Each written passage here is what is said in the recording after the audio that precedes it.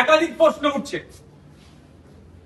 প্রথম প্রশ্ন হচ্ছে, যদি কোন বিধায়ক তার নির্বাচনী ক্ষেত্রে সেবা কেন্দ্র খোলে নেতাজি সুভাষচন্দ্র বোস নামাঙ্কিত এবং তার ছবি লাগালে 30,000 টাকা দেওয়া হবে, এখানে আপনি অবজেকশন দেবেন।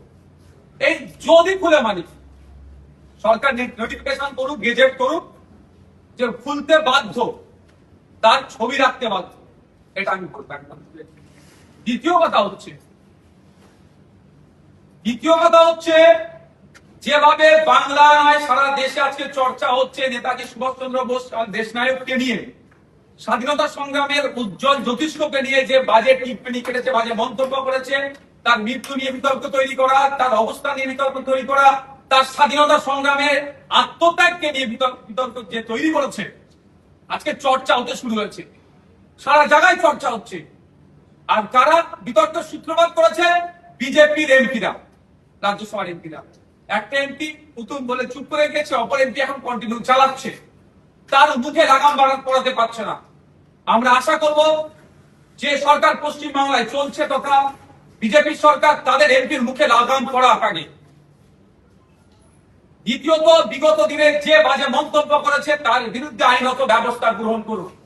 কোন মতেই না ড্যামেজ কন্ট্রোল করার জন্য এই পেপারে আসবে, সব আসবে, ওই বিষয়টা না চেপে যায় যে নেতাজি নামাঙ্কিত সেবা কেন্দ্র ছবি লাগালে 30,000 টাকা করে বিধায়ককে দিয়ে হবে, এটা যে হেডলাইন হয়ে যায়।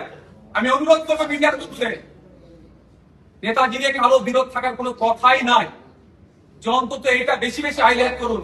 কোন সাহসে নেতাজির নাম নিয়ে এরা বাজে মন্তব্য করলো, তারা এখনো পর্যন্ত তাদের বিরুদ্ধে প্রশাসন কেন ব্যবস্থা গ্রহণ করলো না, এইটা বেশি হাইলাইট করুন। হ্যাঁ, দ্বিতীয়, তার সম্মানার্থে যেহেতু এটা স্বাধীনতার মাস চলছে, সেই জন্য এই প্রকল্পটা নিয়ে এসেছে, এটা আপনারা কোনো অসুবিধা নাই, কিন্তু কোন মতেই না ড্যামেজ কন্ট্রোলের জন্য এটা নিয়ে আসা হয়, সেটা হতে লক্ষ্য রাখতে হবে।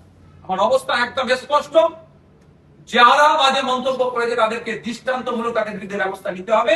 তাহলে আগামী প্রজন্ম নেতাজি সম্পর্কে কথা বলার আগে ভাববে, অন্যথায় এটা যদি থেকে যায় তাহলে আগামী দিনে আমাদের আরো যারা স্বাধীনতা সংগ্রামীরা আছে তাদের সম্পর্কে যে কোনো জায়গা থেকে যে কোনো মুহূর্তে খারাপ ধারণা তৈরি করতে পারে। ভাবতে অবাক লাগছে, দেশের প্রধানমন্ত্রী সমালোচনার ঊর্ধ্বে নয়, তাকে নিয়ে সমালোচনা করলে তার বাড়ি পুলিশ চলে যাচ্ছে, তাকে খুঁজে পেয়ে যাচ্ছে, তার বিরুদ্ধে অ্যাকশন নিচ্ছে। আর দেশের প্রধানমন্ত্রীর পদটা পেতাম এতদিন, আমি যে চেয়ারে বসে আছি এই আমার বলার স্বাধীনতা পেতাম না, নেতাজি সুভাষচন্দ্র বসে যেটা লড়াই আত্মত্যাগ থাকতো, আমাদের স্বাধীনতা সংগ্রামীদের লড়াই আত্মবলিদান আত্মত্যাগ যদি না থাকতো, তাহলে যাদের আত্মত্যাগ আত্মবলিদান লড়াইয়ের ফলে আমরা এই স্বাধীনতা পেয়েছি, আমরা এই গণতন্ত্র পেয়েছি, তাহলে এখানে তাদের বিরুদ্ধে বাজে মন্তব্য করছে, আমরা চুপ থাকতে পারি না।